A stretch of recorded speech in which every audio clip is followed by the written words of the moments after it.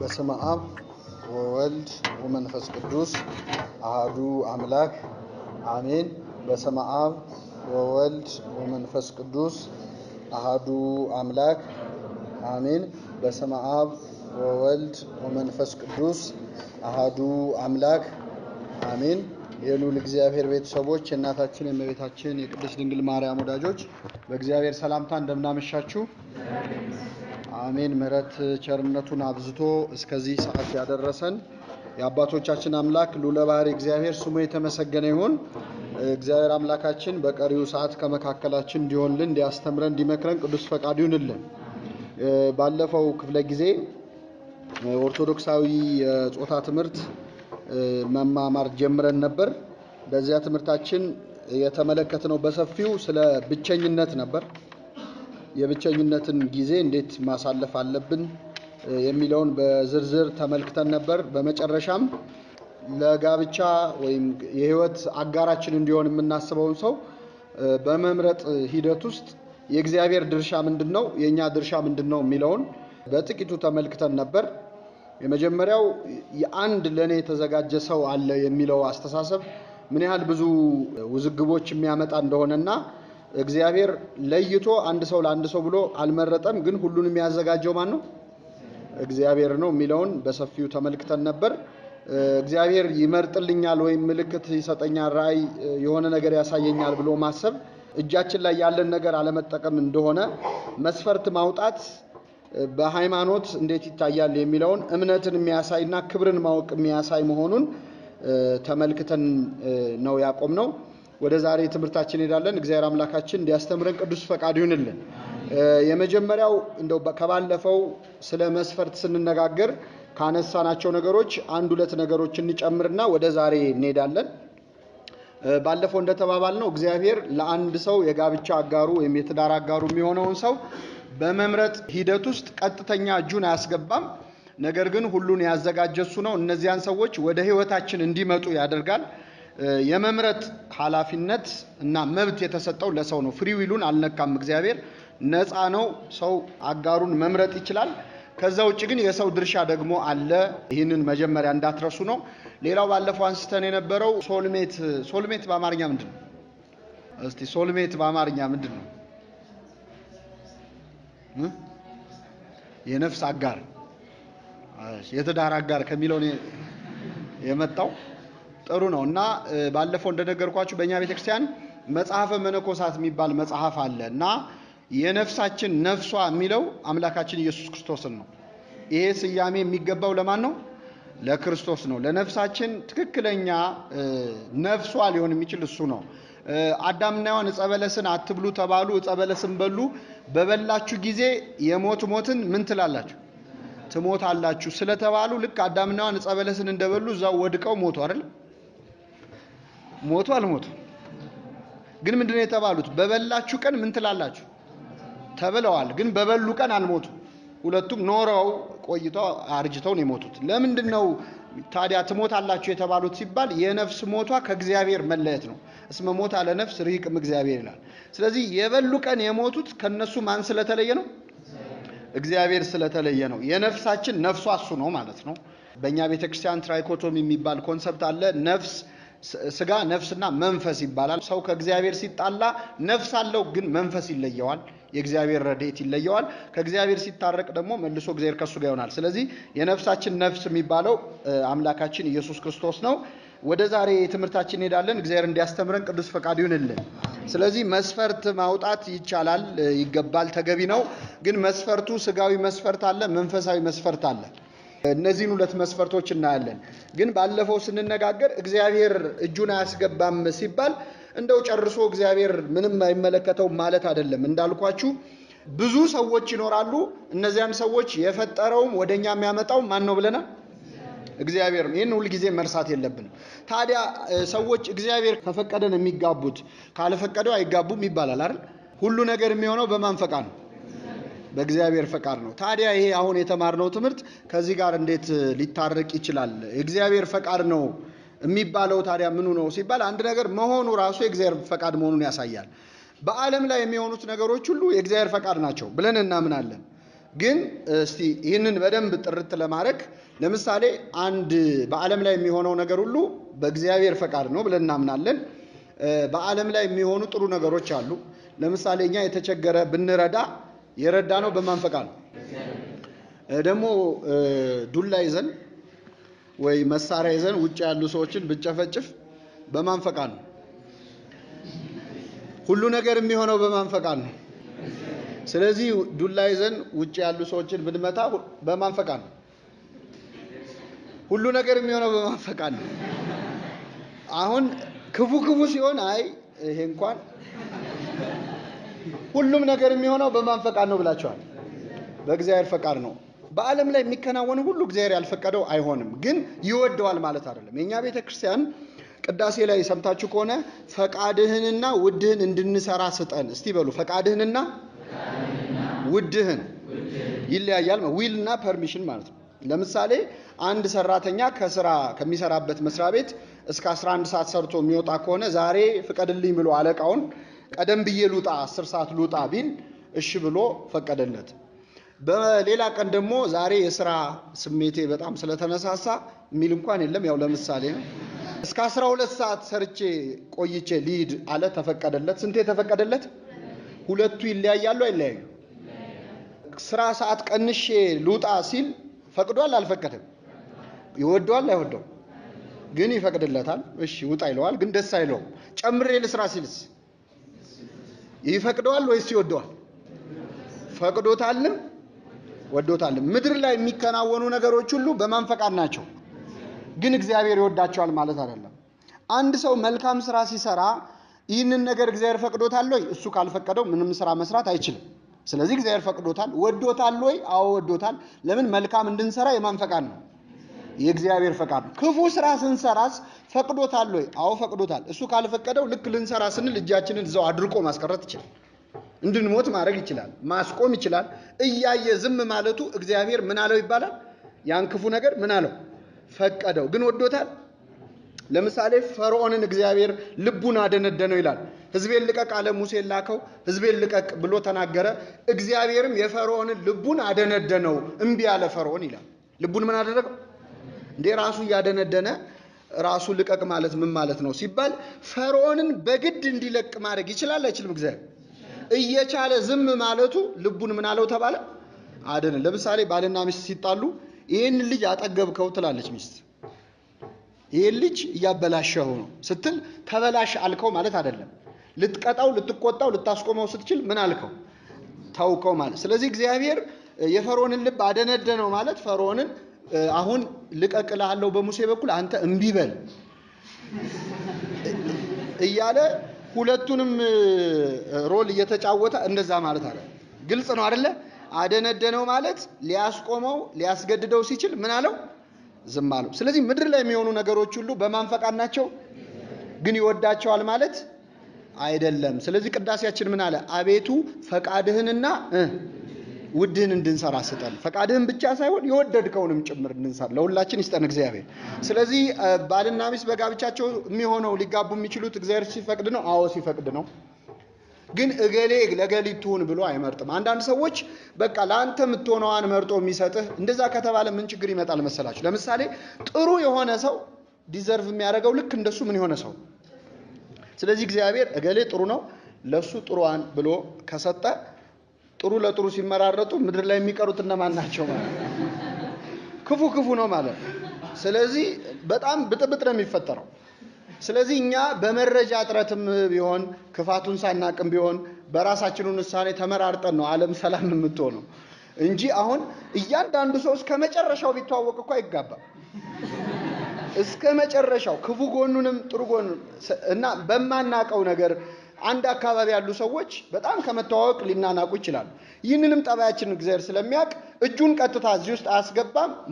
ነፃ ፈቃዳችን አልተነካም። ግን ደግሞ የሚያገናኘን ለኛ ከሚበጁ ሰዎች ጋር እንድንተዋወቅ እንድንገናኝ የሚያደርገን ማን ነው? እግዚአብሔር ነው። ምርጫችን ላይ ጋይድ አድርገኝ ማለት ይቻላል። ሰው ፍሪ ዊሉን ለእግዚአብሔር አሳልፎ መስጠት ይችላል። ምራኝ፣ ስጋዊ እንዳልሆን ከዚህ በኋላ እናያቸዋለን። ስጋውያን እንዳንሆን ምራ እንላለን እንጂ ቀጥታ እጁን ባስገባበት ቦታም ላይ የሰዎቹን መብት አልነካም። ባለፈው ሳምንት አንድ አንስተን ነበር። አዳምና ሔዋን ሁለት ናቸው። የመጀመሪያው ጋብቻ ነው። ግን እዛ ላይ እንኳን አዳምን አግባት አላለውም። ሔዋንን ወደ አዳም ምን አላት ነው የሚለው? አመጣት ነው የሚለው። ሌላ ተጨማሪ ታሪክ እንመልከት። ለዛሬ ደግሞ የርብቃና የይስሐቅ ጋብቻ ነው። ኦሪት ዘፍጥረት ምዕራፍ 42። ይሄ ቀጥታ እግዚአብሔር እጁን ያስገባበት ጋብቻ ነው። ግን እጁን ባስገባበት ታሪክ ውስጥ እንኳን የሰውን ነፃነት ላለመንካት በጣም እግዚአብሔር ተጠንቅቋል። አብርሃምም ሸመገለ፣ ዘመኑም አለፈ ይላል። ስለዚህ አብርሃም ልጁን ይስሐቅን ሊድረው ፈለገ። የሚድረው ግን በሃይማኖት ከሚመስሉት ወገኖች ስለነበር ኢያዕብር የተባለ ሎሌውን አገልጋዩን ጠራውና እንዲህ አለው፣ ለልጄ ለይስሐቅ የምትሆነውን ሚስት ወደ አባቶች ሀገር ሂድና ይዘህ እንድትመጣ ወደ ከነዓን፣ ከዚህ ከከነዓን እንዳላገባ ከአባቶች ሀገር ሄደህ ለሱ የምትሆነውን ሚስት አደራ ይዘህ እንድትመጣ ብሎ ኢያዕብር የተባለ ሎሌውን ላከው። ኢያዕብር ምን አለ? ጸለየ። ጌታዬ ሆይ አለ ወደ እግዚአብሔር፣ አሁን ሄጄ እንዴት ብዬ ነው እኔ ለሱ ሚስት የምትሆነውን የማውቀው? ስለዚህ እሄዳለሁኝ። የምሄድበት ከተማ ስደርስ ውሃ የሚቀዱበት ቦታ አካባቢ ሄጄ ልክ እኔ እዛ ስደርስ ውሃ ልትቀዳ የምትመጣዋ ሴት መጀመሪያ የምትመጣዋ ሴት ውሃ ጠጭኝ ስላት አንተንም አጠጣለሁ ግመሎችንም አጠጣልሃለሁ ካለችኝ እሷ ለጌታዬ ለአብርሃም ልጅ ለይስሐቅ ሚስት የምትሆነው እሷ ትሁን አለ። አሁን በቀጥታ ወደ ማን ያሳልፎ የሰጠው? ወደ እግዚአብሔር ነው። ከዛ ቀጥታ ሄደ። እንዳለውም አንዲት ሴት መጣች፣ ርብቃ ትባላለች። ልክ ስትመጣ ውሃ ጠጭኝ አላት። አንተንም አጠጣለሁ ግመሎችህንም አጠጣልሃለሁ አለችው። ስለዚህ እሷ ናት አይደለች? ውሃ አጣጭ የሚለው ከዚህ ይሆን የተገኘው? ውሃ አጣጭ ይባላል አይደል? ብቻ ጠየቃት፣ እሺ አለች። የማን ልጅ ነሽ አላት። በአባትሽ ቤት የምናድርበት ስፍራ እስካለ እስኪ ንገሪኝ አላት። እርሷም እኔ ሚልካ ለናኮር የወለደችው የባቱኤል ልጅ ነኝ። በእኛ ዘንድ ለማደር ሳርና ገለባ የሚበቃ ያህል አለ፣ ማደሪያም አለን አለችው። ሰውየውም ደስ አለው፣ ለእግዚአብሔርም ሰገደ፣ እንዲህ አለ፣ ቸርነቱንና እውነቱን ከጌታዬ ያላራቀ የጌታዬ አብርሃም አምላክ እግዚአብሔር ይመስገን። ለእኔም ወደ ጌታዬ ወደ አብርሃም ወንድም ቤት መንገድ ቀናልኝ አለ። ብላቴናይቱም ሮጠች፣ ለእናቷ ቤት ይህን ሁሉ ተናገረች። ለርብቃም ስሙ ላባ የተባለ ወንድም ነበራት። ላባም ወደ ውጭ ወደ ውሃው ጉድጓድ ወደ ሰውየው ሮጠ። ጉትቻውና አምባሮቹን ባጎቱ በእህቱ እጅ ባየ ጊዜ ስጦታ ሰጣት ይህ ኢያዕብር። ስለዚህ ያንን ባየ ጊዜ እሱም ሊቀበለው ሞከረ። ዝርዝር ታሪኩ ከገባን ስለማንወጣው ላዩን ልንገራችሁ። ወደ ቤት ገባ። ይታጠብ ዘንድ ውሃ አቀረቡለት፣ እንጀራ አቀረቡለት። እሱ ግን ነገሬን እስክናገር ድረስ አልበላም አለ። አሁን በባህላችን ሽማግሌዎች ይላካሉ አይደለ? ተልከው የመጀመሪያ የሄዱ ቀን ጥርግ አድርገው በልተው ጠጥተው ነው የሚወጡት። ይበላሉ? አይበሉም። በልማዱ እሺ ካልተባሉ አይበሉም። ከየት ነው የተገኘው? ከዚሁ ከመጽሐፍ ቅዱስ ነው። ነገሬን እስክናገር ድረስ አልበላም አለ። እነርሱም ተናገር አሉት። እርሱም እኔ አብርሃም ሎሌ ነኝ። እግዚአብሔርም ጌታዬን አብርሃም ባረከው፣ ላሞችን፣ ወርቅን፣ ብርን ሁሉን ሰጠው። የጌታዬ አብርሃም ሚስት ሳራም በእርጅናዋ ወንድ ልጅ ወለደች። እንዲህም አለኝ፣ ሚስት ይዘህና ብሎ ላከኝ። ወደዚህ መጣው። ለእግዚአብሔር ጸለይኩ። ውሃ የምታጠጣኝና ግመሎችን የምታጠጣልኝ ሴት የይስሐቅ ሚስት የምትሆነው እሷ ትሁን አልኩኝ። እንደተባለው መታ እንደዚህ አለችኝ፣ አንተም ጠጣ ለግመሎችም ቀዳለሁ የምትለኝ ድንግል ትሁን ብዬ ነበር፣ ይኸው ሆነች እና ወደ እናንተ መጣው። ይህ ነገር ከአንደበቷ በሰማሁ ጊዜ እጅግ ደስ አለኝ። ለጆሮቿም ጉትቻ ለእጆቿም አምባሮች አስጌጥኳት። ደስ ባሰኘችን ጊዜ ለእግዚአብሔር ሰገድኩ። አሁንም በእውነት ለጌታ የተሰሩ እንደሆነ ንገሩኝ፣ ይህ ባይሆንም ንገሩኝ፣ ወደ ቀኝ ወደ ግራ መመለስ ዘንድ። ባቱኤልና ላባም መለሱ፣ ነገሩ ከእግዚአብሔር ዘንድ መጥቷል፣ ክፉ ወይም በጎ ልንመልስልህ አንችልም። ርብቃ እነኋት በፊት ናት፣ ይዛት ሂድ፣ እግዚአብሔር እንደተናገረ ለጌታ ሚስት ትሁን አሉ ቤተሰቦቿ። የአብርሃምም ሎሌ ነገራቸውን በሰማ ጊዜ ሰገደ። ከዛ ተቀመጡ ሲሉት አታዘግዩኝ ልሂድበት አለ። እነርሱም ትጠራና ትጠየቃሉ። ብላቴናይቱም እንጥራ ካፏን ጠይቃሉ። ርብቃንም ጠርተው ከዚህ ሰው ጋር ትሄጃለሽ አሏት። እርሷም አዎን እሄዳለሁ አለች። የእሷ ፈቃድ አለበት የለበትም? አለበት። ሙሉ ፍላጎት አላት። እሄዳለሁ አለች። ሸኟቸው፣ አሰናበቷቸው። ከሄዱ በኋላ ይላል በግመል እየሄደች እያለ ከሩቅ ርብቃ አይኖቿን አቀናች፣ ይስሐቅንም አየችው፣ ከግመሉ አወረደች ይላል። ከምን አወረደች? እንግዲህ ያው ከግመል መውረድ ያስፈልጋል ማለት ነው እህቶቻችን። አቻችንን ለማግኘት እንግዲህ እኛ ግመል የለንም፣ ትትና ማለት ነው። ራስ ዝቅ ማድረግ ነው። ባየችው ጊዜ ደስ አላት፣ እሱ መሆኑን አወቀች። ከግመሏ ምን አለች? ወረደች። ከዛ ማን ነው ብላ ጠየቀች። እሱ ይስሐቅ ነው ተብሎ ተነገራት። ተሸፋፈነች ይላል። እሱ መሆኗን ስታውቅ ተከናነበች። ይስሐቅም ነገረው። ይስሐቅም ወሰዳት፣ ሚስትም ሆነችው፣ ወደዳትም። በእናቱ በሳራ ሞት ደርሶበት ከነበረው ሐዘን ተጽናና ይላል። ስለ ቃሉ አምላካችን ስም የተመሰገነ ይሁን። እዚህ ታሪክ ውስጥ እግዚአብሔር እጁ አለ የለም? እጁ ቢኖርም ግን ሁለቱም ሰዎች ነፃ ፈቃዳቸው አልተነካም። ይስሐቅም ወዷት ነው ወሰዳት፣ ወደ ድንኳን አገባት። ከዛ በኋላ ነው ወደዳት ራሱ የሚለው ድንግልናዋን እስኪያውቅ ድረስ። እንግዲህ በአይሁድ ዘንድ ድንግልና በጣም ማተር ያደርግ ነበር። እንማረዋለን በቦታው። ለምንድነው ማተር የሚያደርገው? አንድ አይሁዳዊ የእግዚአብሔር ሕዝብ የሚሆነው እኛ ዛሬ ክርስቲያን የሆነው ምን አድርገን ነው? እነሱ ደግሞ የእግዚአብሔር ሕዝብ የሚሆኑት በምንድን ነው? በመገረዝ ነው። ግዝረት ሲፈጽሙ ነው። የሚገረዙት ግን ወንዶቹ ብቻ ናቸው፣ ሴቶቹ አይገረዙም። ታዲያ ሴቶቹ እንዴት የእግዚአብሔር ሕዝብ ይሆናሉ ሲባል ከተገረዘ ሰው ጋር ሩካቤ ሲፈጽሙ የሚፈሳቸውን ደም እንደ ቃል ኪዳን አድርጎ እግዚአብሔር ቆጥሮ ሕዝቡ ያደርጋቸው ነበር። ያልተገረዘ ሰው ሲደፍራቸው ሴቶች ልብሳቸውን ይቀዱ ነበር፣ ያለቅሱ ነበር። ለምንድን ነው? ከእግዚአብሔር ሕዝብ ውጭ ሆንኩኝ ብለው ማለት ነው። ስለዚህ መጀመሪያ ያረጋገጠው ከሩቅ መምጣቷን እንዳየ ወደዳት፣ ግን ወደ ድንኳን አስገባት። ድንግል መሆኗን ካወቀ በኋላ ከእሷ ጋር ሩካቤ ከፈጸመ በኋላ ወደዳት ይላል። እሷም ደግሞ ባየችው ጊዜ ከግመሉ ምን አለች? ወረደች፣ ወደ እሱ ሄደች። ስለዚህ የእነሱ ነፃ ፈቃድ አልተነካም ማለት ነው። ይህንን ካየን አንድ ልጨምርላችሁና ወደ ዛሬው እመጣለሁ። ሴት ልጅ ብቻ ነው ወይስ ብቻ ናት ወይስ ወንድ ልጅ ብቻ ነው መጠየቅ የሚችለው ፍላጎቱን? ወንድ ሴት እስቲ በባህላችን አይደለም የማስተምረው አደራችሁ። በባህላችን ሳይሆን በሃይማኖታችን አንድ ወንድ አንዲትን ሴት መፈለጉን ነው የሚናገረው ወይስ ሴት ናት ወንድ መፈለጓን የምትናገረው? በባህላችን እስቲ ወንዶች ዝም በሉ። እህቶቻችን በሴት ነው በወንድ ነው የሚያምረው? በወንድ ነው የሚያምረው።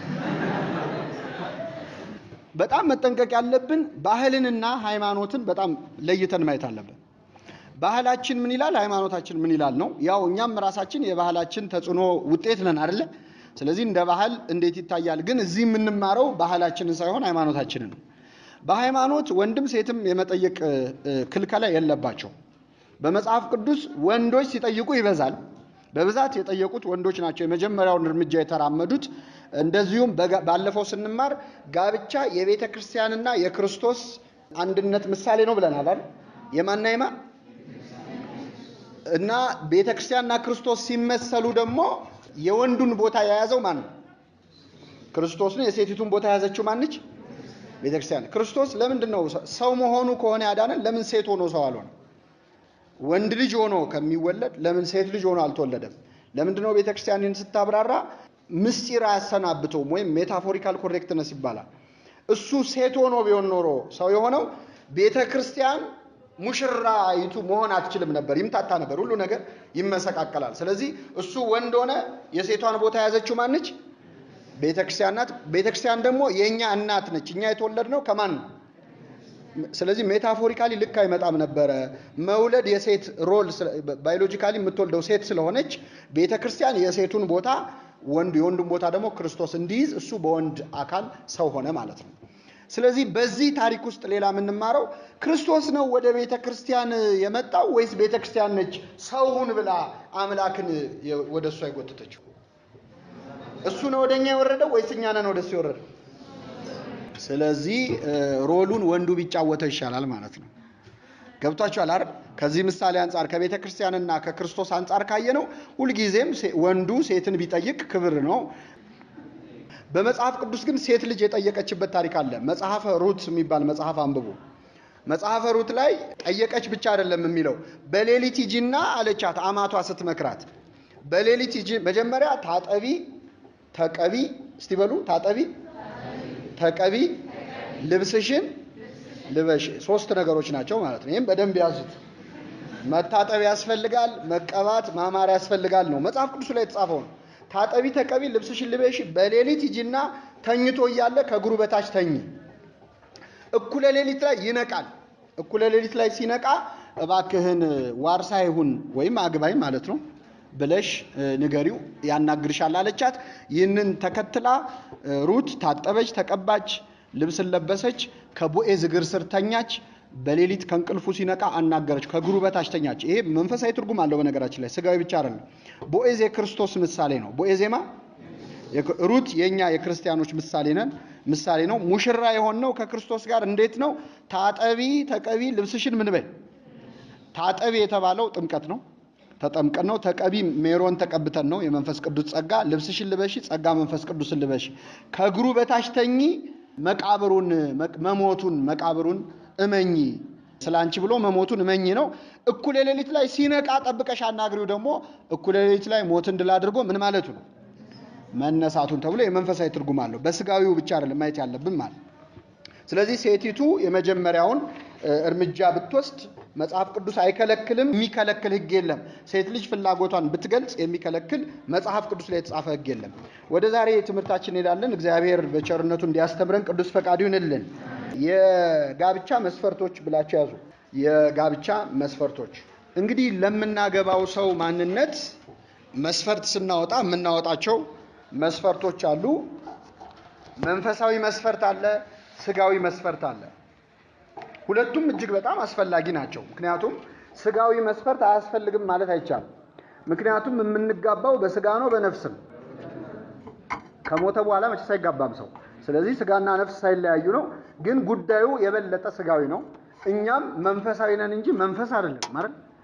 ስለዚህ ስጋዊ ሐሳብ፣ ስጋዊ ፍላጎት፣ ስጋዊ ዝንባሌ ሊኖረን ይችላል። ከስጋዊ ዝንባሌው በፊት ግን መጽሐፍ ቅዱስ ላይ በጣም ትልቅ መስፈርት ሆኖ የተቀመጠው መንፈሳዊ መስፈርት ነው፣ እግዚአብሔር የሚፈልገው ማለት ነው። አንደኛ መንፈሳዊ መስፈርት ብላችሁ ያዙ። መንፈሳዊ መስፈርት ትልቁ መስፈርት ሃይማኖት ነው። ሃይማኖት እግዚአብሔርን በማመን ላይ እና በአንድ ሃይማኖት በመሆን ላይ ያለን አንድነት እጅግ በጣም ወሳኝ ነው። መጽሐፍ ቅዱስ በተደጋጋሚ ያስጠነቀቀው በእምነት የማይመስሉንን ሰዎች እንዳናገባ ነው። ለምሳሌ ቅድም የጠቀስኩላችሁ አብርሃም ሎሌውን ወደ ሶሪያ ድረስ የላከው ከአህዛብ ከሚያገባ ባያገባ ከሌሎች ቢያገባ ይሻላል ብሎ በሃይማኖት የማይመስለውን እንዳያገባ ብሎ ለልጁ ተጠንቅቆ ብዙ ኪሎ ሜትር ርቀት ሄዶ ነው። ባለፈው ሳምንትም የራሔልን ታሪክ አንስተን ነበር። ያዕቆብ ራሔልን ባያት ጊዜ ድንጋይ ገልብጦ ውሃ ያጠጣበት ታሪክ ማለት ነው። ያዕቆብ እዛ ከተማ ድረስ ለመሄድ የተገደደው በምን ምክንያት ነው ብትሉ በሃይማኖት የማትመስለውን ሴት ላለማግባት። ስለዚህ ትልቁ መስፈርት እግዚአብሔር በጣም ደጋግሞ ያስጠነቀቀን በእምነት ምንም የማይመስሉንን ሰዎች እንዳናገባ ነው። ሁለት መጽሐፍ ቅዱሳዊ ጥቅሶችን ይህንን የሚያሳዩ ልንገራችሁ። የምታውቁት ጥቅስ ነው፣ ብዙ ለመጻፍ አትጨነቁ። ሰው ብቻውን ይሆን ዘንድ መልካም አይደለም ካለ በኋላ የምትመቸውን ረዳት እንፍጠርለት። እስቲ በሉ የምትመቸውን ረዳት እንፍጠርለት። ምን የምትለው? በጣም ጥሩ። ሌላ ጥቅስ ልንገራችሁ። ከማያምኑ ጋር በማይመች አካሄድ አትጠመዱ። ከማያምኑ ጋር ምን በማይል አካሄድ? እስቲ በሁለቱ ጥቅሶች ላይ ተመሳሳይ ቃል አለ። ምን የሚል ቃል? መመቸት አይደለ? አንደኛው ሰው ብቻውን ይሆን ዘንድ የምትመቸውን ረዳት እንፍጠርለት ይላል። ከማያምኑ ጋር በማይመች አካሄድ ምን አትበሉ? አትጠመዱ። አትጠመዱ ማለት ምን ማለት ነው? መጠመድ ማለት ምን ማለት ነው? መጠመድ የሚለው ቃል ለምንድን ነው የሚውለው? አጠመደ የሚባለው ለምንድን ነው? ለበሬ ነው አይደለ? ስለዚህ ሁለት በሬዎች ምን ይላሉ? በአንድ ቀንበር ምን ይላሉ? ይጠመዳሉ። ጋብቻን መጽሐፍ ቅዱስ መጠመድ ነው የሚለው። ወንድና ሴት ናቸው። የሚጠመዱበት ቀንበር ምንድን ነው? ጋብቻ ነው። እርሻ የተባለው ሩካቤ ነው። ፍሬ ዘር የተባለው ደግሞ ልጅ መውለድ ነው። ገብቷችኋል አሁን? እና እያመሳሰለ ያለው ከማያምኑ ጋር በማይመች አካሄድ ምን አትበሉ? አትጠመዱ ማለት አትጋቡ ማለት ነው። በሃይማኖት ከማይመስሉን ሰዎች ጋር ተግባብተን መኖር፣ በስራ በማህበራዊ ኑሮ በሌላው ነገር ሁሉ አብሮ መሆን አይከለከልም። ቢቻላችሁስ ከሰው ሁሉ ጋር በእናንተ በኩል በሰላም ኑሩ ይላል። ስለዚህ በእኛ ሳይድ እነሱ ሰላም ያው ትብብር ይፈልግ የለ በእኛ በኩል በሰላም እንድንኖር ታዘናል። ከማያምኑም ጋር በሰላም መኖር ያስፈልጋል። ተቻችሎ ተዋዶ መኖር ያስፈልጋል። ወደ ጋብቻ የሚያመራ ቅርርብ ግን በጣም መጽሐፍ ቅዱስ አስጠነቅቆናል። ከማያምኑ ጋር በማይመች አካሄድ ምን አትበሉ? አትጠመዱ። ይሄ ደግሞ ሌላ ኤክሰፕሽን የለውም። ሃይማኖት በየትኛውም እምነት ያሉ ሰዎች የሚያምኑት ሃይማኖት ስንት መሆኗን ነው? አንድ ጌታ፣ አንድ ሃይማኖት፣ አንዲት ጥምቀት። ስለዚህ በአንድ ሃይማኖት፣ በአንዲት ጥምቀት፣ በአንድ ጌታ ስር ያልሆኑ ሰዎች እንዲጋቡ አይፈቀድም። ይሄ ምንም ኤክሰፕሽን የለውም። ይህንን ጉዳይ ከራከሩ ሰዎች ግን አሉ። ከዚህ ቀጥሎ ማነብላችሁን ጥቅስ በመጥቀስ አንደኛ ቆሮንቶስ ምዕራፍ 7 ቁጥር 14 ላይ ቅዱስ ጳውሎስ ስለ ጋብቻ ሲናገር እንዲህ ይላል፣ ያላመነ ባል በሚስቱ ተቀድሷል። ምን ያላለ ባል በሚስቱ ተቀድሷል። ያላመነችም ሚስት በባሏ ተቀድሳለች፣ አለዚያ ልጆቻችሁ ርኩሳን ናቸው ይልና ከፍ ብሎ ደግሞ ያላመነ ባል ያላት ሚስት ብትኖር ይህ ከእርሷ ጋር ሊቀመጥ ቢስማማ አትተወው። እሱም ደግሞ ያላመነች ሚስት ያለችው ባል ቢኖር ከእርሱ ጋር ልትኖር ከፈቀደች አይተዋት አብረው ይኑሩ ይላል። ይህንን ጥቅስ በመጥቀስ ምን ችግር አለው? ያላመነ ባል ያለችው ሚስቱን አይፍታ ይላል። ያላመነ ሚስት ያለችው ባሏን አትፍታ ይላል። ስለዚህ ምን ችግር አለው? ሌላ እምነት ያለውን ሰው አምጥቼ እንደውም ወደ ሃይማኖት ልቀይረው እችላለሁ ብለው የሚከራከሩ ሰዎች አሉ። ጉድጓዱ ስላለ ሰው ዱላ ስጠው እጅህን አትስጠው ይባላል። ለምን ይመስላችሁ? እጅህን ከሰጠው ከወጣ ይወጣል፣ ካልወጣ ዱላ ከሰጠውስ ከወጣ ይወጣል፣ ካልወጣ ምኑን ይዞ ይቀራል? ዱላውን ይዞ ይቀራል። እና እናመጣቸዋለን ብለው ሄደው በዛው የቀሩ ሰዎች አሉ። ዱላ መስጠት ሲገባቸው ምን ሰጥተው ማለት ነው? እጃቸውን ሰጥተው። በሃይማኖት ከማይመስሉን ሰዎች ጋር ጮኝነት ተጀምሮ መልሰዋለሁ መልሳታለሁ ተብሎ በዛው የቀሩ ሰዎች አሉ። ራሳቸውም የተለወጡ ሰዎች አሉ ወደ ሌላ እምነት። በቤተ ክርስቲያን ትምህርት ይሄ ጥቅስ ታዲያ እንዴት ይታያል? ያላመነ ባል ያለችው ያላመነ ሚስት ያላት የሚለው እንዴት ይታያል ስትሉ መጽሐፉ ያላመነ ጮኛ ያለችው አይደለም የሚለው። ያላመነ ምን ያለው ባል ያለው ሚስት አለው። ስለዚህ የታሪክ የሚያሳየው ኦሬዲ ስለተጋቡ ሰዎች ነው። ምን ማለት ነው? ክርስትና እንግዲህ ቅዱስ ጳውሎስ ይህን ሲያስተምር ቆሮንቶስ ላሉ ምዕመናን ነው፣ ግሪኩስ ማለት ነው። ክርስትናን ገና መቀበላቸው ነው። አዲስ ክርስትናን የተማረ ሰው ባል ብቻ ሊያምን ይችላል በክርስቶስ፣ ሚስቲቱ ግን ላታምን ትችላለች። ወይ ሚስት ታምን ባሏ ላያምን ይችላል። ስለዚህ እነዚህ ሰዎች ቀድሞ ሚስት ወይ ባል ካመነች አትተው፣ ክርስትናን ልቀበል ነው ብላ ባሏን አትፍታ፣ ሚስቱን አይፍታ አለ። ምክንያቱም ኦሬዲ እነዚህ ሰዎች ምን ስላሉ ስለተጋቡ አብረው ይቀጥሉ አለ። ገና ክርስትና እየተስፋፋ ያለበት ለምንድን ነው? ቢፋቱ በጣም ችግር ያመጣል። አንደኛ እነዚህ ሰዎች ቢፋቱና በዛ ምክንያት በፍቺው ምክንያት ቤተሰቡ ቢፈርስ ልጆቹ እንኳን ተጠርተው ቢጠየቁ እናት አባታችሁን ያፋታው ምንድነው ቢባሉ ምንድነው የሚሉት? ይሄ ክርስትና የሚሉት ነገር ከመጣ በኋላ ነው አባዬና እማዬ የተፋቱት ብለው ልጆቻቸው ክርስትናን ይጠላሉ። እነዛም ሰዎች ትዳራቸውን ያፈረሰ ሃይማኖት ይሆንባቸዋል። አንድ በሉ። ሁለተኛ መፋታት ያማረው ሰው ደግሞ ክርስቲያን ይሆናል። ማለት በቃ ሃይማኖት አይፈቅድም ብሎ መፋታት ሲፈልግ ባሉ በዚህ ባል በክርስትና እያሳበበ ሚስት በክርስትና እያሳበበች ሊፋቱ ይችላሉ። ስለዚህ አሁን አዲስ ሀገር ቢሆን ገና ክርስትና እየተማረ ያለ ሀገር ቢሆን በክርስትና ምክንያት ተፋቱ አይባልም። አብራችሁ ቀጥሉ፣ ምናልባት በአንቺ ምክንያት ባልሽ ይመለሳል ትላለች። አዲስ ያላገባ ክርስቲያን ግን ይህንን ጥቅስ ጠቅሶ በሃይማኖት የማይመስለውን ሰው ማግባት አይችልም ማለት ነው። ግልጽ ነው አይደለ? ይህንን ያደረጉ በጣም ተጎድተውበታል። በመጽሐፍ ቅዱስ ሰሎሞን፣ ጠቢቡ ሰሎሞን፣ በእርግጥ ሰሎሞን ለትዳር ምሳሌ የሚሆን ሰው አይደለም። ምክንያቱም ወደ 80 ሚስቶች ነው ያሉት ዕቁባቶቹ ማለት ነው። በብሉይ ኪዳን እነ ዳዊት እነ ሰሎሞን ስታዩዋቸው ከእግዚአብሔር ፈቃድ ውጪ ብዙ አግብተዋል፣ ብዙ ወልደዋል። ይህንን ጠቅሰን ግን እኛ ብዙ ማግባት መውለድ አንችልም። ምክንያቱም እነዚህ ሰዎች እዛው ታሪካቸው ላይ መከራቸውን ያዩት። ለምሳሌ ዳዊት ቤርሳቤህን አንዴ ቤርሳቤህን አንዴ አቤጊያን ከዛ ደግሞ ስማቸው የማይታወቁ ብዙ ቁባቶችን አግብቷል። በዛ ግን ህይወቱ ሙሉ ሲያለቅስ ሲሰቃይ ነው የኖረው። አልተጠቀመበትም፣ ተጎዳበት እንጂ ሲሰቃይ ነው። ሰሎሞን ደግሞ ጭራሽ ጣዖት እስከ ማምለክ ደረሰ። ግብፃዊት ሴት የፈርዖን ልጅ አግብቶ ጣዖት አስመለከችው። ጣዖት ሲያመልክ ደግሞ ጥበብ ከሰጠው አምላክ ከእግዚአብሔር ጋር ተጣላ ማለት ነው። ስለዚህ በመጽሐፍ ቅዱስ ከአህዛብ አግብተው የተጠቀሙ ሰዎች የሉም፣ የተጎዱበት ነው ያለው። ስለዚህ እግዚአብሔር ያለምንም ኤክሰፕሽን ፈጽሞ የከለከለው በጋብቻ በሃይማኖት ከማይመስሉን ጋር እንዳንተሳሰር ነው። ከዚያ ውጪ ያለው ግን ለኛ ነው። ምግባሩን ከተባለ ጻድቁን መርጠን የሰው ምግባሩን አናውቅም። እኛስ ብንሆን ማንን ራሱ ጻድቁን መምረጥ ወደሚለው ይመጣል። በሃይማኖት ግን በመጽሐፍ ቅዱስ ግን በግልጽ የተቀመጠው በሃይማኖት ምንም አይሉንም የማይመስሉንን ነው። ወደ ስጋዊ መስፈርት እንምጣ። ይሄ ሰፊው ርዕሰ ጉዳይ ነው። ስጋዊ መስፈርት በሁላችንም አእምሮ ላይ ይነስም ይብዛ አለ። አንደኛው ስጋዊ ውበት ነው።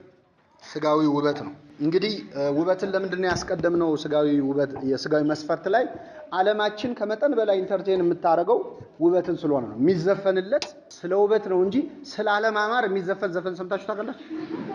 የለም። ስለዚህ በሙሉ ሚዲያው ልቦለዱም ውበት ላይ ያጠነጠነ ነው።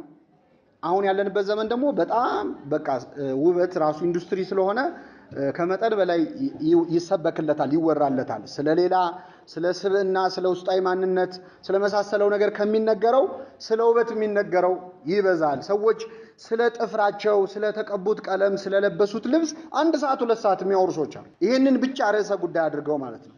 በሃይማኖት እንዴት ይታያል? ውብ የሆነችን ሴት ውብ ነው ብላ የምታምነውን ወንድ ማግባት መጽሐፍ ቅዱስ እንዴት ያያዋል? አይከለክልም። ምክንያቱም ውብ የሆነን ነገር ውብ አድርጎ የሰራው ማን ነው? ነገርን ሁሉ በጊዜው ውብ አድርጎ ሰራ ይላል። እግዚአብሔር ከውበት ጠብ የለውም። ውበት የምናይበትን ፐርስፔክቲቭም የፈጠረው እግዚአብሔር ነው። ምክንያቱም ለአንዱ በጣም ውብ ሆኖ የታየው ነገር ለሌላው ውብ ሆኖ ይታየዋል። ምን ነክቶ ነው?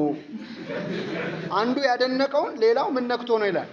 ለምንድን ነው? ይሄን ፐርስፔክቲቭ ራሱ የሰራልን ማን ነው?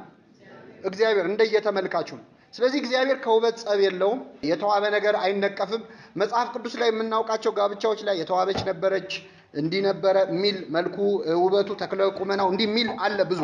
ስለዚህ መጽሐፍ ቅዱስ ያን አይቃወምም፣ ግን ያስጠነቅቀናል። አንደኛው ውበት ትዕቢት ያስከትላል። ውበት ትዕቢትን ያስከትላል።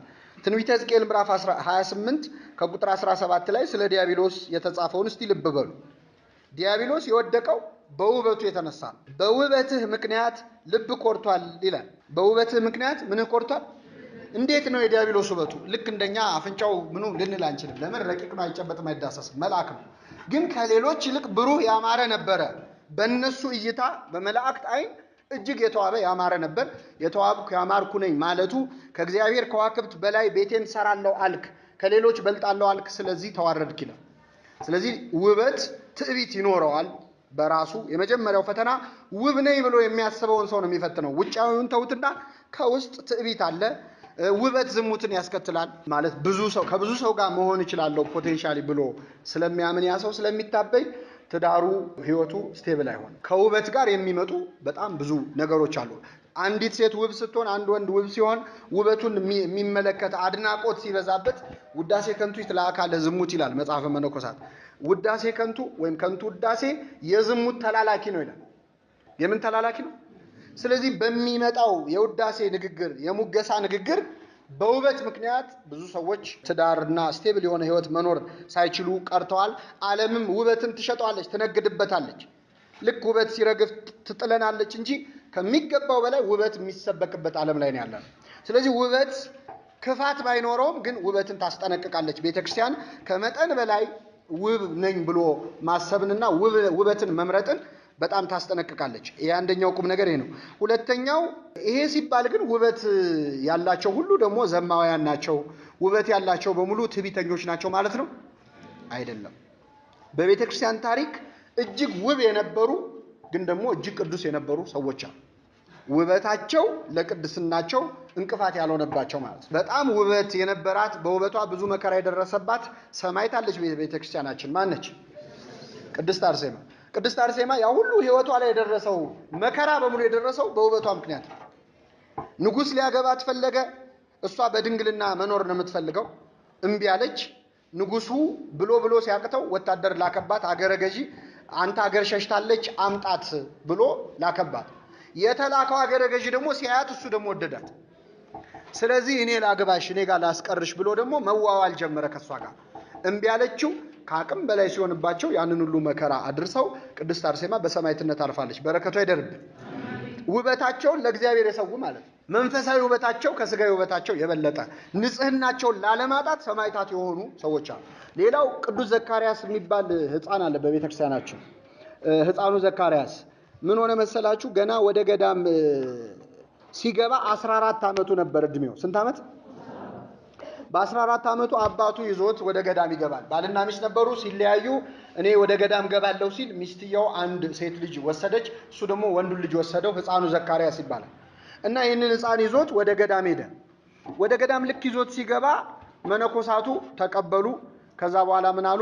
ያው ገዳም ነው እንግዳ እናስቀይምም፣ አንድ ሱባኤ ትቆያለህ፣ ከዛ በኋላ ግን ይህንን ሕፃን ይዘህ ወደ መጣበት ትመለሳለህ። ገዳም ነው፣ ይህን የመሰለ የሚያምር ሕፃን አናስገባም። እየሰማችን በሥርዓተ ቤተክርስቲያን ገዳማት ውስጥ ሕፃናት አይፈቀድም። ይሄ ወንጌል ላይም አለ። ክርስቶስ ስለ መንግስተ ሰማያት ብለው ራሳቸውን ጃንደረባ ያረጉ ሰዎች አሉ ብሎ ስለ ንጽህና ስለ ድንግልና ሕይወት ሲያስተምር ሕፃናትን ላኩበት ይላል።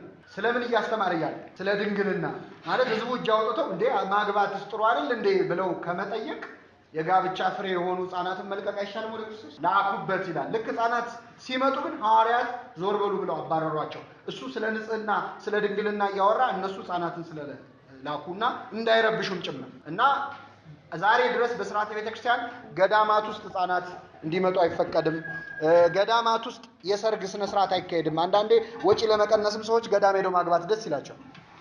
እዛ ድረስ ሰው ስለማይሄድ ለድግሱ እውነት ነው፣ እንደው ለእንትን ሳይሆን እውነት ነው ሰው ወጪም ስለሚቀንስ ገዳማት ግን በሥርዓተ ቤተክርስቲያን ገዳማት ውስጥ ጋብቻ አይደረግም። መነኮሳት የእኛ እዚህ ዓለም ላይ ያለነው ሰዎች ንስሐ አባት መሆን አይችሉም። በሥርዓተ ቤተክርስቲያን መነኩሴ ንስሐ አባት የሚሆነው ለመነኩሴ ብቻ። የዓለም ሰዎች ደግሞ ለዓለም ሰዎች ቀሳውስት ያገቡ ቀሳውስትን ነው ንስሐ አባት ማድረግ ያለብን።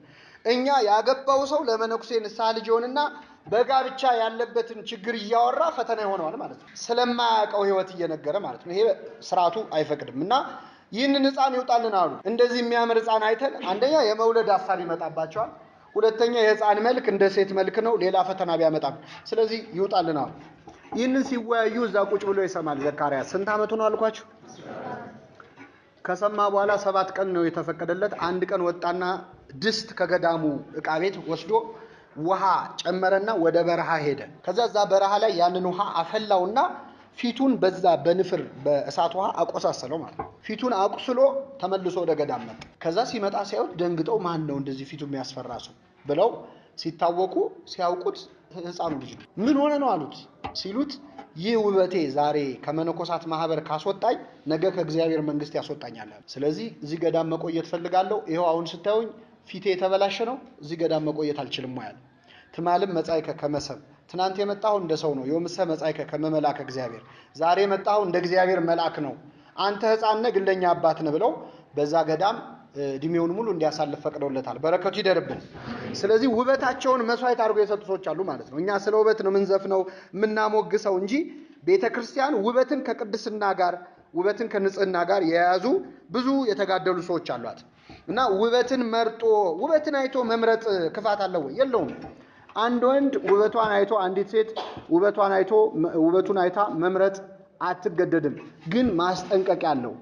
አንደኛ ይሄ ውበት በጊዜ ብዛት ምን ሊል ይችላል? ሊጠፋ ይችላል። እሺ አይጥፋ፣ ግድ የለም። ባይጠፋ እንኳን ይሰለቻል። ቅዱስ ዮሐንስ አፈወርቅ መላእክት ይላል ገና ከዋክብት ሲፈጠሩ ፈዘው ያዩ ነበር ገርሟቸው። አሁን ፈዘው ያሉ ለምን?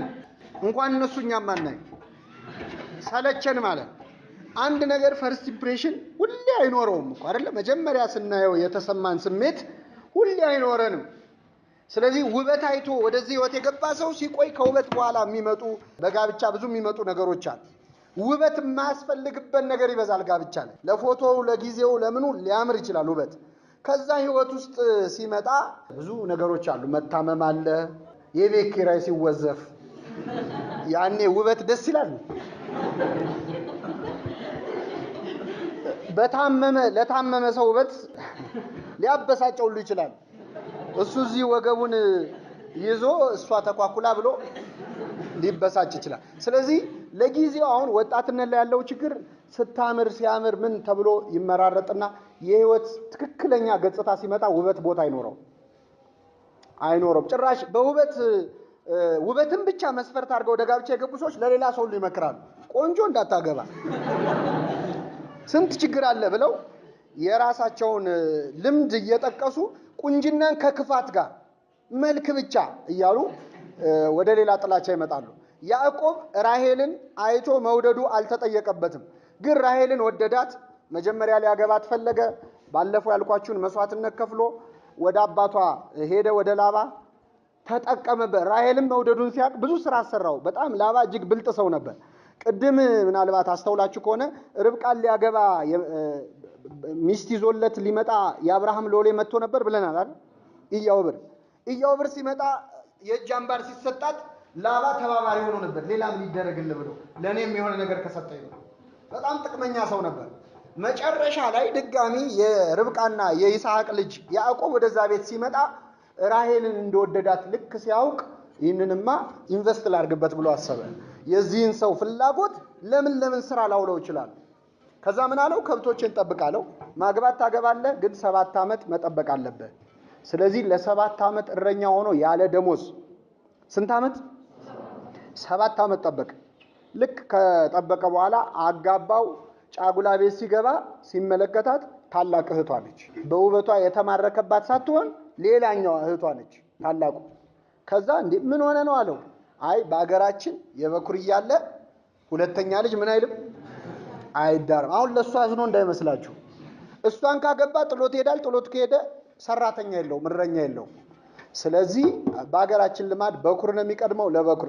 በእውነት የሚገርማችሁ እግዚአብሔር ሰው ለሰራው ኃጢአት ንስሐ ሲገባ የሰማዩን ይተውለታል እንጂ ምድር ላይ ግን እያንዳንዷ ትከፈለናለች። ለምንድን ነው ይሄን ያልኳችሁ? ያዕቆብ የተሰራበት ስራ በሙሉ የደረሰበት በደል በሙሉ እሱ የሰራው በደል ውጤት ነው። በኩር የሆነ ሰው ሁሌ የሚያገባው በኩር የሆነን ሰው ነው። እየሰማችሁ ነው? በኩር የሆነ ሰው ምን ነው የሚያገባው? ያዕቆብ በኩር ነው አይደለም? ሲወለድ በኩር ነበር። እንዴት ነው በኩርና ያገኘው? አታሉ አይደለ? ስለዚህ በኩር ከሆነ ደግሞ በኩር ነው ማግባት ያለበት። ስለዚህ ያታለለውን የመጀመሪያ የተቀጣው 7 ዓመት አስጨመረው ማለት ነው። አንድ በሉ። ሁለተኛ ልጆቹ ያልሞተ ዮሴፍን ሞተ ብለው ደም ቀብተው እስቲ ይሄው ይሄ ልጅ ልብስ ነው ብለው አታለሉት። እሱ ደም ቀብቷል ነበር አባቱን ያታለለው። ገብቷችሁ? ስለዚህ በህይወቱ ቀምሷታል። እያንዳንዷን ላጠፋት ጥፋት ደርሶታል። ሰው ላይ የምንሰራው ግፍ ዞሮ ይመጣል። ወላጆቻችን ላይ የምናረገው እኛ ህይወት ላይ ተመልሶ ይሄ አይቀርም። ንስሐ ብንገባ የሰማዩ ይቀራል እንጂ ምድሩ አይቀርም። አንድ ልጅ አባቱን በዊልቸር እየሄዱ ያሰቃያቸዋል እየገፋ ምን እያለ እና መጨረሻ ላይ ምን አሉት ይባላል? ልጄ በቃ ከዚህ በላይ አትክፋይ፣ እኔም አባቴን የገፋሁት እስከዚህ ድረስ ነው።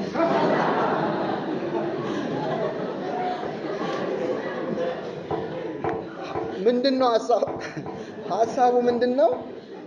ምድር ላይ የምንሰራውን ስራ ቅጣቱን በንስሐ እናስቀረዋለን እንጂ ግፍ እንዳንሰራ ነው። ይሄን ሁሉ አሁን ማንሳት የፈለኩት በህይወታችን ውስጥ በሌላው ላይ የምንውለው ግፍ እግዚአብሔር መልሶ እንዲገባን አድርጎ ይቀጣናልና እንዲህ ከመሆን እግዚአብሔር ይሰውራል። ስለዚህ ውበትን አይቶ መምረጥ ላይ ሁሌ ጥንቃቄ ያስፈልጋል። ራሔልም ብሎ 7 ዓመት ተገዛ። ከዛ ድጋሚ ሌላ 7 ዓመት በድምሩ ስንት ዓመት? 14 ዓመት ካቃጠለ በኋላ ደግሞ ወደ አገሩ ይዟት ሲሄድ ለክፉም ለደጉም ብላ ተራፊም የተባለ ጣዖት የአባቷን ጣዖት ደብቃ ያዘችበት። እግዚአብሔር ተቆጣው። ከመካከልህ አለ ችግር አለ ተብሎ በስንት ማጣሪያ ስንት መቅሰፍት ከወረደበት በኋላ ያን ተራፊም የተባለ ጣዖት አመጣ። ለምንድነው? ያዕቆብ ብቸኛ መስፈርቱ ምን ስለነበረ? ውበቷ ስለነበር። ሌላ ነገሯን አይደለም ያየው፣ ውበቷ ላይ ነው ያተኮረው። ውበት ላይ ማተኮር ሃይማኖትን ሊያሳጣ ይችላል። መጨረሻ ላይ ደግሞ መካን ነበረች ይችላል። መጀመሪያ አልወለደችም። የወለደችው የናቃት መልከ መልካም አይደለችም ያላት ነበረች፣ ባላ ነበረች። ከዛ በኋላ በስንት ስለት ነው የወለደችው? ቢቸግራት እንደውም እኔ ከኔ ካልወለድ ከገረድ ይወለድ ብላ ከገረዱ እንዲወልድ ሁሉ አድርጋው ነበር። መጨረሻ እግዚአብሔር ልጅ ሰጣት። ሁለተኛ ልጅ ስትወልድ በወሊድ ሞተች። ዮሴፍን በጣም ይወደው የነበረው ያዕቆብ የሚወዳት ሚስቱ የራሔል ልጅ ስለነበር ነው። ስለዚህ ውበትን ብቻ ተከትሎ መሄድ ለብዙ መሰናክል ይዳርጋል። የሶምሶንን ታሪክ እናስታውሳለን። ሶምሶንን ጸጋውን ያሳጣው ምንድነው? ደሊላን በውበቷ መውደዱ ነው፣ በሃይማኖቷ አይደለም። ውበቷን አየ፣ ሌላ ነገር አልፈልግም ብሎ ወደዛ ይወገባ። ስለዚህ ሁሉ ጊዜም ውበትን የመጀመሪያ መስፈርት አድርገን ስናስብ ቤተክርስቲያን ታስጠነቅቀናለች ነው። ሁለተኛው ከውበት ውጪ ጥቂት ጥቅሶች ልጨምርላችሁ። መጽሐፈ ምሳሌ ምዕራፍ 31 ከቁጥር 30 ምሳሌ 31:30 ውበት ሐሰት ነው፣ ደምግባትም ከንቱ ነው፣ እግዚአብሔርን የምትፈራ ሴት ግን እርሷ ትመሰገናለች ይላል። እርግጥ ይህንን የሚናገረው ሰሎሞን ነው። ስለ እናቱ እያወራ ነው። ስለ እናቱ ሲያወራ መቼስ ስጋዊ ውበቷን ሊያደንቅ አይችልም። ስለዚህ ለዛ ነው። ግን በአጠቃላይ ስናየው ውበት ምንድነው? ሐሰት ነው። በጣም የተዋበ የተባለ ሰው በጊዜ ብዛት ውበቱ ምን ሊል ይችላል? ይደበዝዛል። እኛም ልንሰላች እንችላለን። ባንሰላችም የዛ ውበት ግን በጤና ምክንያት በችግር ምክንያት ሊያጣው ይችላል። ውበቱን ብሎ የመረጥነው ሰው ያንን ውበት ሲያጣ እንወደዋለን ወይ? ወደሚል ራሳችን ሁሌ መጠየቅ አለብን። ቤተክርስቲያን ከኛ ቀድማ የጋብቻ ዕለት የምታዋውለው ውል አለ። ምናልባት ሰምታችሁ ከሆነ የጋብቻ ላይ ስታዋውል ትወጂዋለሽ፣ ትወዳታለህ ምናምን አይደለ። የኛ ቤተክርስቲያን በጣም አስገራሚ ውል ነው የሚዋዋሉት። መንፈሳዊ ውል ነው። ይህ ወንድምሽ ይህች እህትህ ቢታመም ውበቷ ቢረግፍ ብትከሳ ጠባይዋ ቢለወጥ አልለየውም ብለሽ ቃል ግቢ። አሁን ያን ቀን ማን ያስበዋል? ይሄንስ ቢከሳ ቢጠቁር የሰርግ ቀን አሁን ማንም ሰው እንደዚህ አይነት ነገር ማሰብም አይፈለግም። መካን ባትወልድ እንግዲህ ቤተክርስቲያን መንፈሳዊት ናታ። ከሰርጉ ማግስት ያለውን ነገር ነው የምታስበው እንጂ የሰርጉ ዕለት ያለውን አይ ዛሬ ይሄ ጉዳይ ባይነሳ እምንለው እኛ ነን። ቤተክርስቲያን ግን ከዛ በኋላ ያለውን ህይወት ነው የምታየው የሚያቆያቸው። ምክንያቱም መጋባት ቀላል ነው፣ ተጋብቶ መቆየት ግን እጅግ በጣም ከባድ ነው። እንዲቻቸ ቅዱስ ዮሐንስ አፈወርቅ የጋብቻን ትርጉም ቤተክርስቲያን በምታይበት አይን ብታዩ ይላል። ሁሌም ይዘልቅ ነበር። ጋብቻ መስዋዕትነት ነው። የዕለት ሁለት አክሊል ነው የሚደረግላቸው አይደለ? ባልና ሚስት የሸዋ አክሊል እኮ ከዚህ በኋላ ላለው መከራ ምሳሌ ነው። ሁለተኛ ጸጋም ነው እስካሁን ለጸኑት በድንግልና ለመቆየታቸው። ሁለተኛ ግን ከዚህ በኋላ ላለው መከራ ቀድሞ አክሊል ነው የሚደረግላቸው። ምክንያቱም ትዳር ውስጥ መሰለቻቸት፣ መጣላት፣ ይሄ ከሚያምረው የማያምረው ይሄ ዓለም ከምትነግረን ውጪ ያለው ነገር ይበዛል እና ልባም ሴት ይላል ለባሏ ምንድን ነች? ዘውድ ነች። ባልን እንደ ንጉሥ መጽሐፍ ቅዱስ ልጄ ሆይ ስሚም ጆሮሽንም ምን በይ ወገንሽን የአባትሽን ቤት እርሺ። ንጉሥ ውበትሽን ማን ነው ውበትሽን የወደደው? ንጉሥ ማን ነው? ባል ነው። በሊትራል ምስጢራዊ ትርጓሜው ነው ለክርስቶስ የሚሆነው ባል ንጉሥ ነው። መልሱልኝ፣ ባል ምንድን ነው? ንጉሥ ነው። ሚስትስ ንግሥት አይደለች። ልባም ሴት ለባሏ ምንድን ናት አልኳችሁ? ስለዚህ አንድ ንጉሥ ዘውዱ አያስፈልገኝም ብሎ ንጉሥ መሆን ይችላል? አይችልም። አንተ ያለሷ ንጉሥ ልትሆን አትችልም። በሌላ ቦታ ቅዱስ ጳውሎስ ራስና አካል የሴት ራስ ወንድ ነው ይላል፣ ወይም የሚስት ራስ ባል ነው ይላል። አሁን ይህን ሲሰሙ ሴቶች ይሄ ነገር ትንሽ ከጾታም እንትን አንጻር ብዙ ደስ ላይላቸው ይችላል። ግን የራስ የተባለ ባል ይበልጣታል ማለት አይደለም። አንገት ተቆርጦ መኖር ትችላለህ? ባል ብቻውን ማለት የተቆረጠ አንገት ነው። ሰውነቱ ማነች? ሚስት ናት። ቅዱስ ዮሐንስ አፈወርቅ ይህንን የጋብቻ ውልን ሲያብራራ የጠቀሳቸውን ነገሮች ነው የምነግራቸው። ከዚያም ይላል ሚስት ድንገት ተነስታ ብትጣላ እንኳን ብትቆጣ ተከትላ አትቆጣት፣ ብትሰድብ ተከትላ አትስደባት። ውጣልኝ ካለችህ በክፉ ቃላት መልስላት፣ ባይሆን የሚቀርሽ ቃል ለበላት። ዕቃ ሰብስባ ልትወጣ ከሆነ የሚቀርሽ ቃል ምንድነው ካለች እኔስ በሆነ ያንቺ ንብረት አይደለሁም እኔንም ይዘሽ ውጣ። ይህንን ፍቅር ለሁላችን ያድለን። ስለዚህ ስናጠቃልለው ምን ይላል? ውበት ሐሰት ነው፣ ደም ግባት ምንድነው? ከንቱ ነው። በጤና ማጣት፣ በእድሜ ብዛት፣ በተለያየ ችግር ውበት ይጠፋል። ሐሰት ነው፣ ለጊዜው ነው እንጂ የሚዘልቅ ነገር አለ። ሌላው ጥበብ የሌላት በተለይ እህቶቻችን እዚህ ላይ በደንብ ሊታሰብበት ይገባል።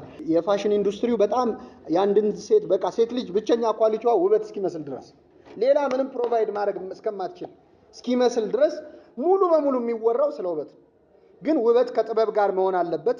ወንድ ውበት አድርጎ የሚያየው አካላዊ ውበትን ብቻ እንዳይሆን ነው መጽሐፍ ቅዱስ የሚያስተምረው፣ ውስጣዊ ውበትንም ነው። በመጽሐፍ ቅዱስ አስተሳሰቧን አይቶ የወደዳት አለች። ለምሳሌ ዳዊት አይምሮሽ የተመሰገነ ነው ያላት ሴት አለች አቢግያ። ምንሽ የተመሰገነ ነው? ሌላ ውበቷን አይደለም፣ ምኗን ብቻ? ሐሳቧን፣ አይምሮዋን፣ አስተሳሰቧን ብቻ የወደደው አለ። ስለዚህ ሴት ልጅ ውበት ብቻ ኳሊቲዋ ተደርጎ ሊነገር አይገባም። አንድ ጥቅስ ልጨምርላችሁ፣ በጣም አስገራሚ ጥቅስ ነው። ሪያ ታውቃላችሁ? ወይም አሳማ የወርቅ ቀለበት እዚህ ላይ ብታረግ ታምራለች አታምር? መልሱልኝ። ታምራለች አታምር? ታምራለች አታምር? እስቲ ላንብብላችሁ ጥቅሱን። የወርቅ ቀለበት ይላል በሪያ አፍንጫ ላይ እንደሆነ ከጥበብ የተለየች ቆንጆ ሴትም እንደዚሁ ነች። መጽሐፈ ምሳሌ ምዕራፍ 11 ቁጥር 22 ምሳሌ 11 22 የወርቅ ቀለበት በሪያ ምን ላይ በቃ ሴት ልጅ ቆንጆ ብቻ ሆና እማታመዛዝን ሌላ ጥበብ ከሌላት የወርቅ ቀለበት ያደረገች ምን ይላል መጽሐፍ ቅዱስ? ደግሞ እንዲህ እንዳትባባሉ ወጣች። ስለዚህ ስናጠቃልለው መስፈርቶቻችን ስጋዊ መስፈርት ብቻ እንዳይሆኑ ይመከራል። ግን ስጋዊ መስፈርቶቹ ከጥንቃቄ ጋር መምረጥ። ይሄ ብዙ አይነት ኮምፓቲቢሊቲ አለ። እያንዳንዱን እንማር ብንል ያው ረጅም ጊዜ የሚፈጅ እኔ ለመምረጥ እየተቸገርኩ ነበረ የቱን እንደማነሳ የቱን እንደምተው። ምርጫ ላይ እንግዲህ እንደያለንበት አካዳሚክ ስታተስ ምን ያስተሳሰብ ምርጫ ሊሆን ይችላል። የአንድ አካባቢ የመኖር አንድ ሴቲንግ ላይ የመወለድ በዛ አስተሳሰብ የመቃኘት እዛ ምርጫ ላይ ብዙም ቤተክርስቲያን ጫና አልፈጠረችም። መብቱ ተሰጥቷል። የተከለከለ ነገር የለም። ግን ማንኛውንም ምርጫ ስንመርጥ ከስጋዊው ምርጫ መምረጫ መስፈርት መብለጥ ያለበት የትኛው ምርጫ ነው? መንፈሳዊው። ትልቁም ጥንቃቄ እግዚአብሔር ባለፈው እንዳልኳችሁ ዶሜኑን ያስቀመጠልን ልክ ሼልፍ ላይ ካሉ መጽሐፍት ምረጥ እንደሚባለው ከዚህኛው ሼልፍ ብቻ ውሰድ ወይም ከዚህኛው ረድፍ ላይ ብቻ ውሰድ እንደሚባለው እግዚአብሔር የመረጠልን ረድፍ አለ። በሃይማኖት ከሚመስሉን ጋር በምግባር ከሚቀርቡን ጋር እንድንመርጥ ፈቅዶልናል። ከዛ ውጪ ያለው መስፈርት አልተከለከለም። እንደየሰው ፕሪፈረንስ ይሄንን ሊል ይችላል። ይሄኛው ነገር ነው ደስ የሚለው ሊል ይችላል። ዝምታው ሊል ይችላል። ይሄ እንደየሰው ተቃራኒ አንዳንዴ ሰዎችን የሚመርጡበት ተቃራኒ ነው። ሌሎች ሰዎችንም ማስገባት የለብንም። የኛን ህይወት የሚኖረው ማብቻ ነው እኛ ራሳችን ነው። ወላጆቻቸው መርጠው ያመጡላቸውን የተቀበሉ ሰዎች እንዴት ይታያል? በሃይማኖት አይከለከልም። እናትና አባትህ ምን በል ይላል? አክብር ይላል። እኔ እናትና አባቴ ያመጡልኝን የማገባው ያለ ሰው ይመሰገናል። ጥሩ ነው። አልተጎዱበትም። በእውነት ለመናገር ድሮ ኋላ ቀር ባልተሰለጠነበት ዘመን ወላጅ ያመጣውን ያገቡ ነበር እያልኛ አሁን እንስቃለን። ግን ከድሮ ጋብቻና ከአሁን ጋብቻ የሚጸነው የቱ ነው? ያልሰለጠኑት ከኛ የተሻለ ኖረው አይተውታል። ስለዚህ አንነቅፍም። ቤተሰብ የመረጠልኝን ሊል ይችላል። ንስሐ አባቴ ያሉኝን ሊል ይችላል። ግን መብት የላቸውም። የንስሐ አባትም አድቫይዝ ማድረግ ገሌም ብታገቢ ገሌም ብታገባ ማለት ይፈቀድላቸዋል። ክህነታቸው ይፈቅድላቸዋል። ከዛ አልፈው ግን አውግዣለሁ ወይም ገዝቻለሁ እገሌን ነው እገሊትን ነው ማለት መብት የላቸውም። ይህንን እንደው ዝም ብዬ ቲዮሪ ብቻ አይደለም፣ ፕራክቲካሊ በሰዎች ህይወት ምክር ሊጠይቁም ወደኛ የሚመጡ ሰዎች አሉ። እሳቸው ብለውኝ እኔ እሳቸውን አምኜ ይላል። በኋላ ችግር ሲመጣበት ማለት ጥሩ ቢሆን ኖሮ እሳቸው ብለውኝ ነው ጥሩ የሆነው የማይል ሰው ችግር ሲመጣ ግን ወደ ቤተ ክርስቲያን ማላከክ ይመጣል። እና ቤተሰብ መርጦላቸው የተጋቡ ሰዎች ከእግዚአብሔር አምነው ማለት ነው የነሱ ጥሩ ነው ብለው ኖረውበታል። ያንን አንነቅፍም። እናትና አባትን አክብር የሚለው በእርግጥ ይህን ላይ ጨምር ይችላል። ግን እነሱን መውደድ በአቻ ልናደርገው በምናስበው ሰው ላይ የቤተሰቦቻችን አስተያየት በጣም ጠቃሚ ነው። ምክንያቱም ቤተሰቦቻችን ይብዛም ይነስም የሚቃወሙንም የሚደግፉንም ለማብለው ሁልጊዜ ወላጆቻችሁ ለምሳሌ በዚህ ሰዓት ግቢ በዚህ ሰዓት አትግቢ እንዲያርግ እንዲያታርግ ሲሉን ብዙ አይዋጥልንም። ግን ይሄን የበለጠ አንደርስታንድ ለማድረግ እስቲ ራሳችንን ወላጅ እናርገውና ልጃችን ምን ብትለን ምን ብታረግ ነው ደስ የሚለን? ራስን በወላጅ ቦታ አርገ ስታየው እኛ ልጆቻችን እንዲሆኑ የምንፈልገውን ነገር እኛ ዛሬ ለወላጆቻችን መሆን አለብን። እግዚአብሔር እናትና አባትን አክብር ያለው አገር ሰላም እንዲሆን አይደለም፣ ወይም ይሄ እንደው እናት አባታችን ደስ እንዲላቸው አይደለም። ኮሚትመንት እያስተማረን ነው። አንድ ልጅ ቤት ውስጥ ለእናትና ለአባቱ መታዘዝ ለምዶ ካደገ ትምህርት ቤት ሲሄድ ለአስተማሪው ምን ማለት ይለምዳል። ከዛ መስሪያ ቤት ሲገባ ስራ ላይ ሲሆን ደግሞ ለአለቃው ይታዘዛል። ስለዚህ ከስር ነው እያለማመደን የሚመጣው ማለት ነው። ለኛ ነው ህጉ የተሰራው። ህጉን የምንጠብቀው እኛ ሳንሆን ህጉ እኛን ምን ይለናል? ያኮ ነህነ ዘናቅቦሙ ለህግጋት። ህጉን የምንጠብቅ እኛ አይደለንም፣ ህጉ እኛን ይጠብቀናል። ወንጌልን ጠብቁት፣ ወንጌል እናንተን ምን ይላችኋል ይላል። ስለዚህ ወላጆቻችንን የሚሉንን መስማት፣ ደስ ያላላቸውን ነገር መቀበል፣ እነሱ ያልተዋጠላቸውን ነገር እንደ አንድ ግምት ማለት ኮንሲደር መደረግ እንዳለበት አንድ ጉዳይ ማየት አለብን። ግን ሙሉ መብቱ የተሰጠው ለወላጅም አይደለም ለንስሐ አባትም አይደለም፣ ከእግዚአብሔር ጋር ለማን ነው?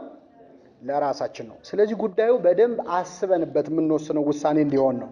እንግዲህ እስካሁን በእነዚህ ሁለት ክፍል ትምህርቶች የተወያየ ነው የብቸኝነት ጊዜ ላይ ነው አይደለ? እና ምናልባት እዚህ ህይወት ውስጥ ደግሞ የገባ ሰው መቼ ነው የኔ ጉዳይ? ስለዚህ ነገ የመጨረሻ ክፍል ለማድረግ እንሞክራለን። የእጮኝነትን ጊዜ እንዴት ማሳለፍ ይገባል፣ በተለይ አብረው በሚቆዩበት ጊዜ እንዴት ነው የሚለውን እናያለን። ሌሎች መስፈርቶች ይሄ ባለጠጋ ሀብትን አይቶ ማግባት እኔ ምኑም ይቅርብኝ ብቻ ያለው የሚሉ ሰዎች አሉ። እነዚህ ሰዎች ኢኮኖሚክ ኮምፓቲቢሊቲ ነው ለነሱ የሚሰራው። ሪስክ አለው፣ ያስጠነቅቃል። ምክንያቱም ሀብት በተለይ ችግር ሲፈታ የሚያስጠላን ነገር ቢኖር ሀብት ነው። አንድ ሰው በሀብት ተማርኮ ይገባበትና እዛ ህይወት ውስጥ ከገባበት አሁን አንዲት ሴት እንግዲህ ሴት ስላልኩ በጣም ይቅርታ፣ አንዲት ሴት ሀብት ያለውን መርጣ ገብታ ልክ ችግሯ ሲፈታ ነው ሁሉ ነገር የሚያስጠላት። ከዛ በኋላ ወደ ሌላ ወደ ቺቲንግ ወደ ምናምን የሚመጣው ለዛ ነው። ዮሴፍን እዚህ ላይ ማስታወስ አለብን። ዮሴፍ ግብጽ እያለ የጌታው የጲጥፋራ ሚስት ለዝሙት ደጋግማ ምን ትለው ነበር? ትጋብዘው ነበር። እግዚአብሔር ያሳያችሁ። ያለው በሰው ሀገር ነው፣ ተመልካች የለውም።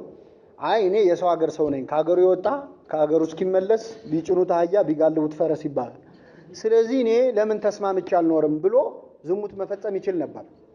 ባለጠግነቷን፣ ሀብቷን፣ ውበቷን አይቶ ወደ ዝሙት አልገባም። ምንድነው ያለው? እንዴት በእግዚአብሔር ፊት ምን እሰራለሁ? ኃጢአትን እሰራለሁ ነው ያለው። ተጠቀመ፣ ተጎዳ። ይህን ልጠይቃችሁና አበቃለሁ። ዮሴፍ ከጲጥፋራ ሚስት ጋር ተኝቶ ቢሆን ምን ይጠቀም ነበር? ምን ይጎዳ ነበር? አለም ያልኳችሁ ምን ይጠቀም ነበር? ለጊዜው አንደኛ ስጋዊ ደስታ ያገኛል። እስቲ ሌላ ምን ጥቅም ያገኝ ይመስላችሁ? እስር ቤት አይገባም፣ አይታሰርም። በጣም ጥሩ። ሌላስ?